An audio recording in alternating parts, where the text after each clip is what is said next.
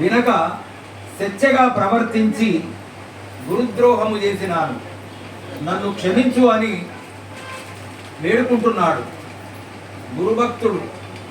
గురుభక్త పరాయణులైనటువంటి వాళ్ళందరూ కూడా పొరపాట్లు చేయరన్నట్టు కాదు, చేస్తారు.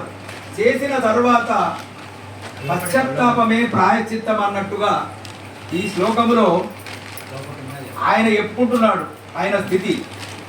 ఈ శరీరము శాశ్వతం అనుకొని, ఈ దేహము శాశ్వతం అనుకొని మనమందరం అనుకుంటున్నాము శాశ్వతం, నేను ఎప్పటికీ ఉంటా, నేను ఇక్కడనే ఉంటా. ఫలాని వారు వెళ్ళిపోయినరండి, ఇంకా ఫలాని వాళ్ళు వెళ్ళిపోయినరా, వెళ్ళిపోయినరా, సరే సరే పర్వాలేదు, నేను మాత్రం ఉంటా అనేటువంటి భావన చేయడమే ఉన్నది. కానీ మృత్యువును మాత్రము భరించడం లేదు. దేహము శాశ్వతం ఎట్లయితుంది? ఇంకా శృతిలో చెప్పింది అనిత్యాని శరీరాన్ని విభవో నైవ శాశ్వత నిత్యం సన్నిహితో మృత్యు కర్తవ్యో ధర్మ సంగ్రహ.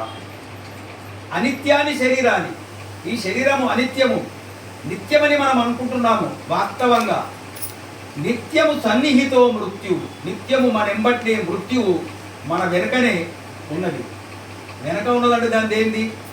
ఎక్కడికి వెళ్ళైతే మనం టికెట్ తెచ్చుకున్నామో, ఎక్కడి నుండి అయితే టికెట్ తెచ్చుకున్నామో ఈ భూలోకానికి, ఈ మర్త్యలోకానికి, అప్పుడే మళ్ళా వాపస్ పోయేది కూడా ఎంబట్టే ఉన్నది. అప్పుడే తెచ్చుకున్నాం మనం. ప్రారంభం అనేటువంటి టికెట్ వీడ అయిపోయిన తర్వాత నువ్వు మళ్ళీ వెంటనే వెళ్తావు అన్నమాట.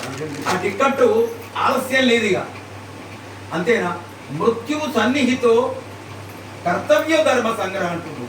నీ కర్తవ్యాన్ని నువ్వు నిలబెట్టుకో. ఏమిటి కర్తవ్యము? నిలబెట్టుకుంటున్నామా? మర్చిపోయినాం, మనం మర్చిపోయినాం.